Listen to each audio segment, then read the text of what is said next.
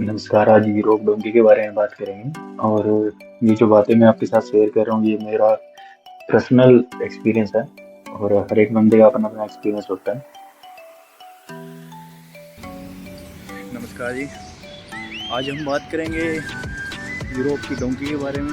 कौन कौन से रास्ते जाते हैं डोंकी के लिए इंडिया से, और कौन सा बेस्ट रहता है डोंकी लगाने के लिए, कौन सा रास्ता बेस्ट रहता है। तो इसी के बारे में आज बात करेंगे। पूरी वीडियो देखना, क्या पता आपकी कहीं ना कहीं कोई हेल्प पहुँचे जो भी डोंकी के रास्ते से जा रहा है। ये है करनाल बस स्टैंड और हम जा रहे हैं दिल्ली के नाम से भैया ये वाला डायरम का वो रिवॉल्व वाले का बीच तेरानागढ़ उसी के नाम से है। और पहुँच गए हम दिल्ली मेट्रो में हैं। मेट्रो से ही आसान और बड़ा सस्ता रहता है। तो अगर आप एयरपोर्ट जा रहे हो तो मेट्रो बेस्ट।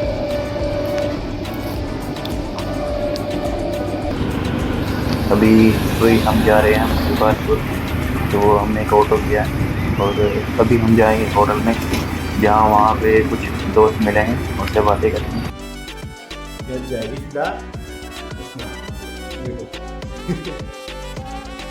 ये अपना अमित जी हैं कहाँ से बता पिछोड़िया से जुट्टा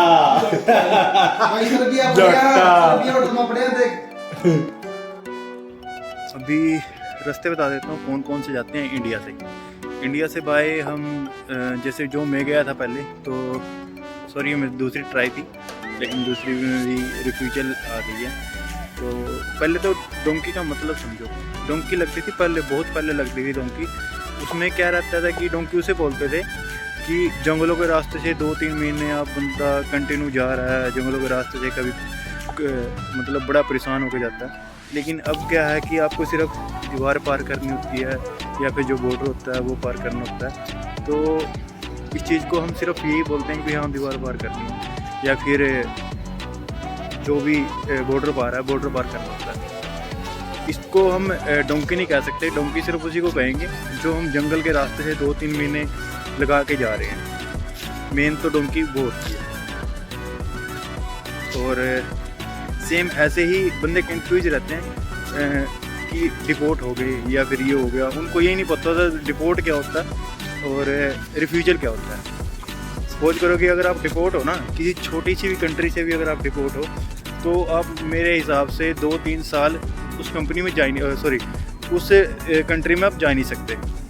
और यहाँ पे क्या रहता है कि बंदा रिफ्यूजल है, और रिफ्यूजल में क्या रहता है कि आप 12 दिन बाद, 15 दिन बाद, महीने बाद मान लो कि दोबारा ट्राई कर सकते हो, तो इसको रिफ्यूजल बोलते हैं। तो मेनली क्या होता है कि बंदे की रिफ्यूजल आती है। लेकिन इंडिया में मोस्टली जो भी मैंने सुना है, तो हर बंदा एक ही चीज़ बोलता है कि ये तो डिपोर्ट हो गया वहाँ से।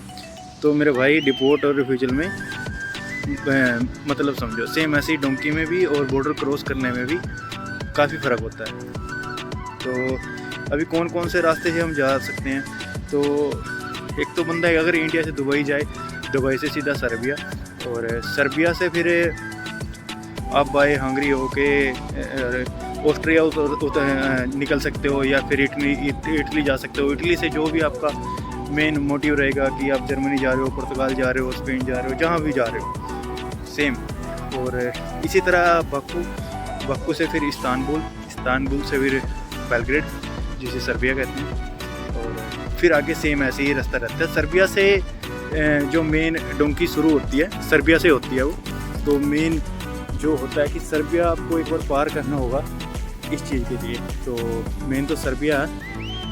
तो इसके अलावा फिर हम जैसे हमने ट्राई की थी, जो इस वीडियो में दिखाया जाएगा, वो इजिप्ट से है। तो हम कैसे गए थे, हम ये भी एयरपोर्ट पे जा रहे हैं, तो रात की अपनी फ्लाइट है, तो गाड़ी से जा रहे हैं। वो आ रहा है अपना उधर से, उस साइड ही जाएंगे। जी हाँ, ये खड़ा है, तो तैयार है बिल्कुल, बस हमारी ही वेट है। यहाँ से जाएंगे हम मुंबई, और फिर मुंबई से आगे फिर है मुंबई का एयरपोर्ट, बड़ा ही शानदार और खूबसूरत। और इस एयरपोर्ट से जाना है दूसरे एयरपोर्ट पे, तो हमने की एक एयरपोर्ट से ही बस, तो बस के द्वारा ही हम आगे एयरपोर्ट पे जाएंगे। ये अपना दूसरा एयरपोर्ट मुंबई का, जहाँ से मस्कट के लिए अपनी दूसरी फ्लाइट है। काफ़ी सुंदर और काफ़ी बड़ा एयरपोर्ट बना रखा है, व्यू काफ़ी अच्छा है।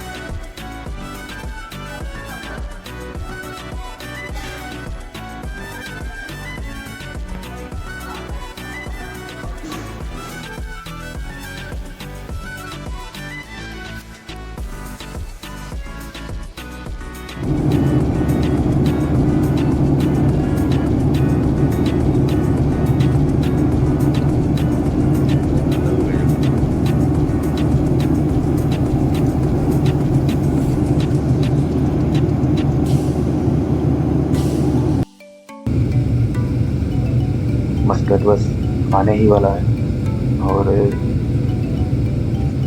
देख सकते हैं आप, काफ़ी सुंदर है।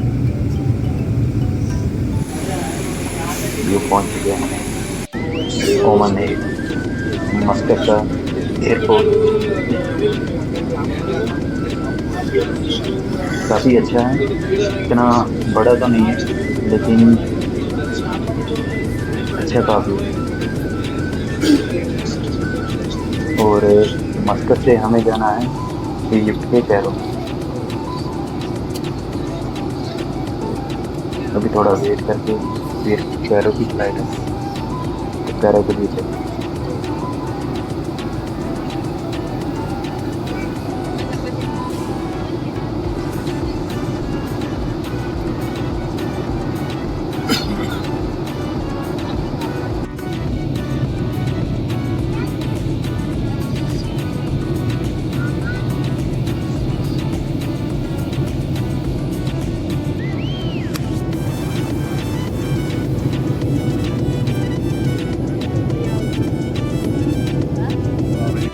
इजिप्ट में कैरो है, तो कैरो के बारे में थोड़ा सा बता देता हूँ, क्या रहता है उसमें, क्या है और कैसा वो देश है, कौन सी लैंग्वेज है।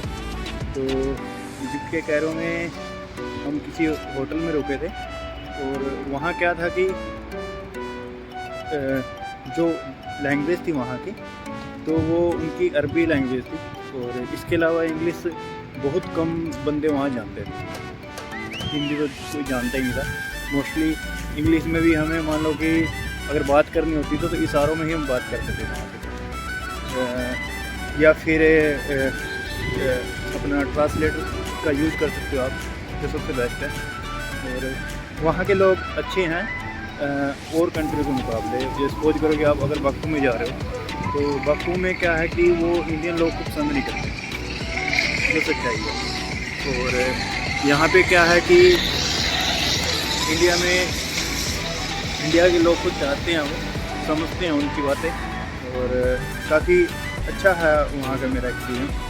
और खाने पीने का तो ये रहता है कि बस काम चलाओ ही है, इतना कुछ खास है नहीं वहाँ पे। और अगर आप इजिप्ट में हो और आपके पास है मनी कम, तो आप कैसे उस कम मनी में भी मान लो कि हफ्ता 10 दिन कैसे निकाल सकते हो। तो क्या करना है आपको, सिर्फ जो वहाँ पे जो अपनी सब्ज़ी वगैरह है, वेजिटेबल है, वो बड़ी आसानी से और बड़ी सस्ती मिल जाती हैं, ठीक है। और रोटियों का ऐसा रहता है कि वहाँ बनी बनाई मिलती है, तो वो वीडियो में सारा इंक्लूड मैं आपको दिखा दूँगा। इसके अलावा हफ्ता 10 दिन अगर आप सपोज करो कि कहीं होटल वगैरह में खा रहे हो, तो होटल में लगभग आपको ज़्यादा नहीं कहता मैं, वहाँ की जो करेंसी है पॉइंट्स, तो डेली के 100-120 ये लगने वाले हैं। लेकिन अगर आप खुद से बना रहे हो, खुद से खा रहे हो, तो टोटली आपके लगने वाले हैं हद मार के 340 पूरे हफ्ते भर में, जो बड़ा इजी रहता है और हेल्दी भी रहता है।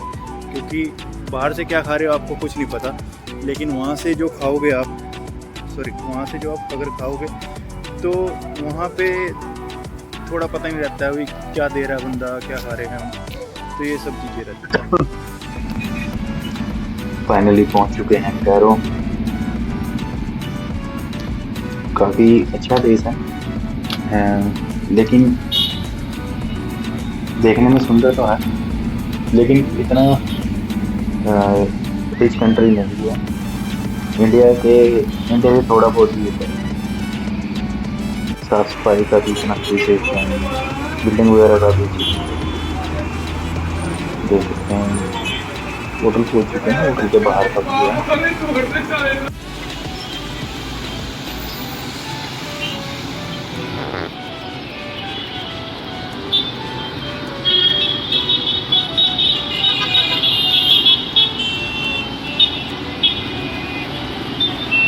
ये है कैरो और ये है कैरो की मार्केट।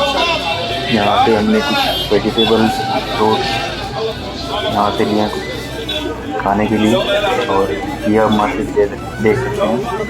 यहाँ पे कोई इतने बड़े बड़े शोरूम नहीं है। और ये है रोड, ये बनी बनाई रोटियाँ देती हैं, और ये ब्रेड टाइप ही होती है।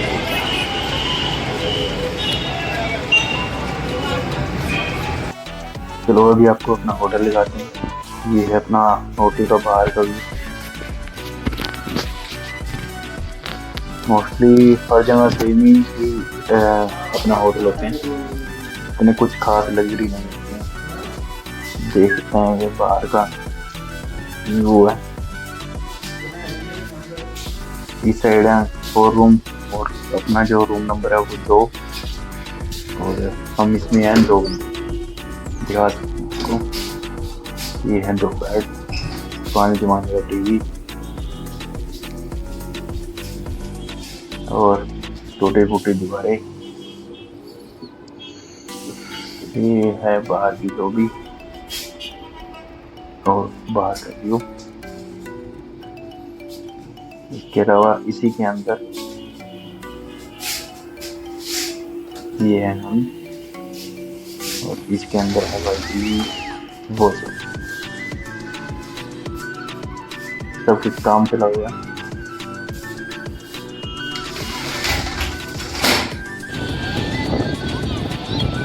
और कैरो में अगर व्हीकल की बात करें या बाइक की बात करें, तो अपने जैसे यहाँ सिटी में होती थी तो उस टाइप की ही बाइक है, या फिर यामा या सुजुकी होती थी उस टाइप की। कोई बड़ी बाइक नहीं होती। बड़ी बाइक अगर आपको मिलेगी तो यहाँ पल्सर मिलेगी। इसके अलावा बुलेट वगैरह तो ये है 12 की शॉप,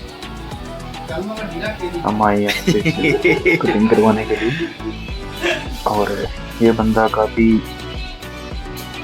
अच्छा चाल से बाल काटने का 80 फोन उन्होंने दिए थे हमसे। दिक्कत ना ले तो। और अभी हम जा रहे हैं, जैसे हमारी फ्लाइट हो गई है, अभी हम जा रहे हैं यहाँ से इस्तांबुल, और फिर इस्तांबुल से सर्बिया बेलग्रेड। और ये है अपना तुर्की इस्तांबुल का एयरपोर्ट का व्यू, जो कि सेकंड फ्लोर पे रहते हैं, और ये रहता है ग्राउंड फ्लोर। ये सभी बंदे जो डिपोर्ट वाले, मीटिंग वाले, मोस्टली अपने इंडियन ही यहाँ पे आपको मिलेंगे, और यहीं पे ही आपको रहना पड़ता है। सभी बंदे जो भी डिपोर्ट वाले हैं तो यहीं पे पड़े हैं, या रिफ्यूजल वाले हैं यहीं पे।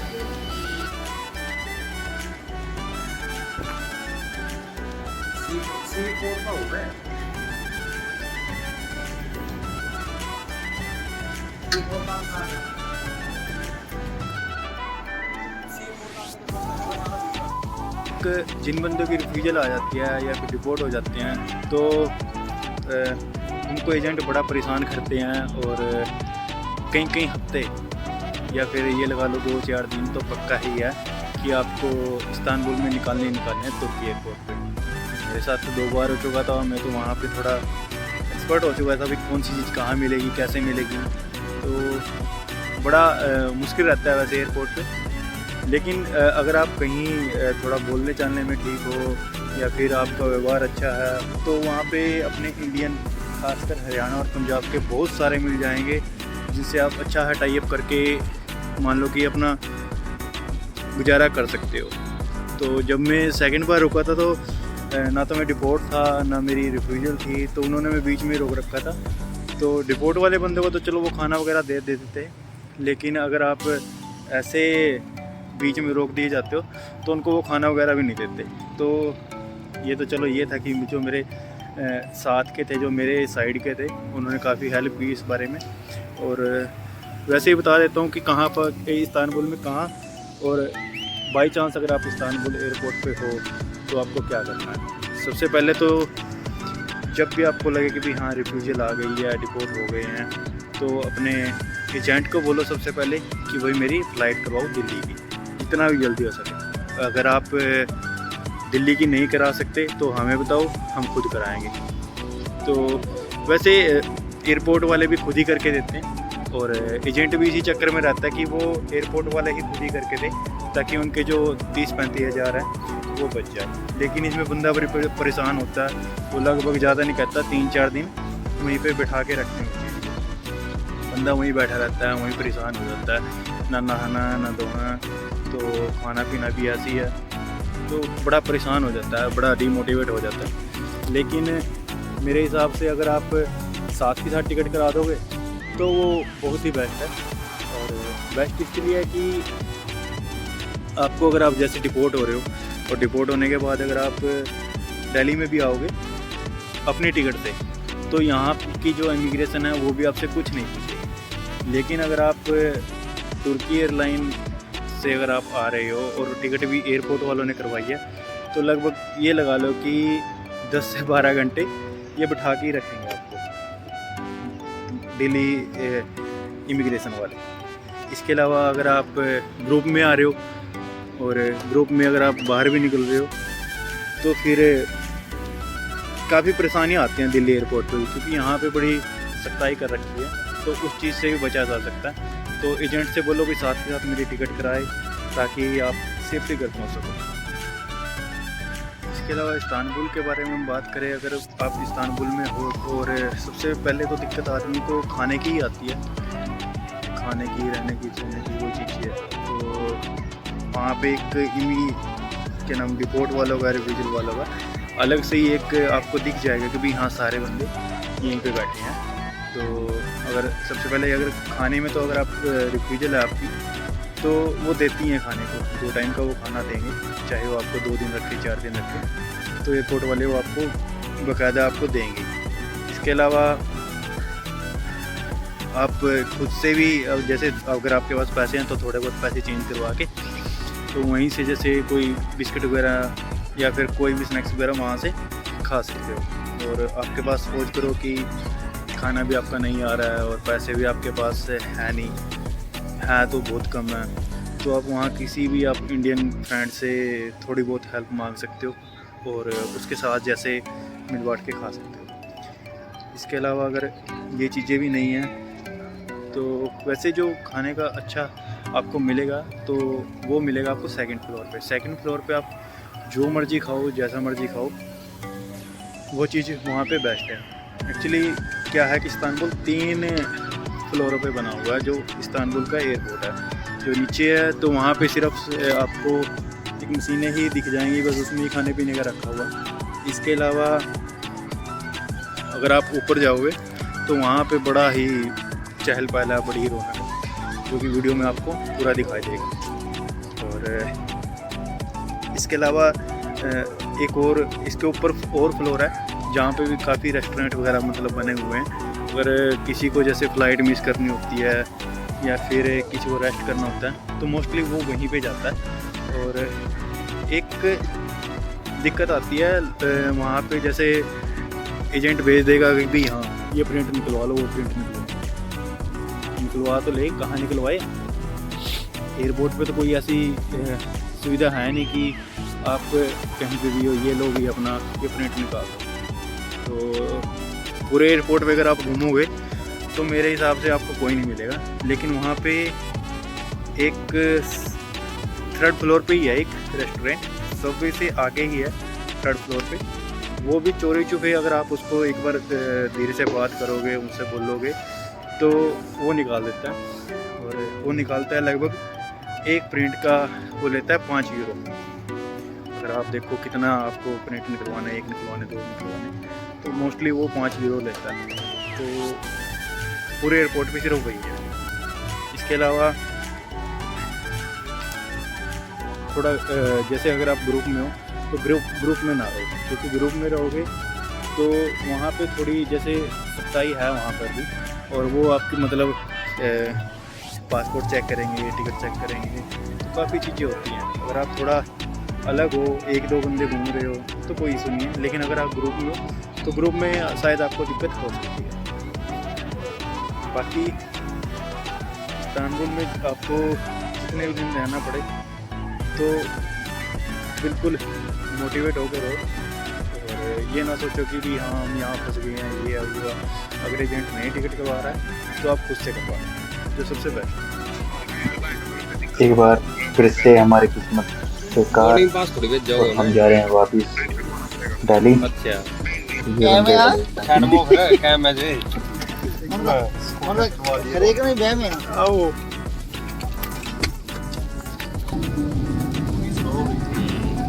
इससे पहले ये है मक्की, बड़ी बड़ी बर्फ ही बर्फ, और अलमाटी से हम जाएंगे ब्रिटेन।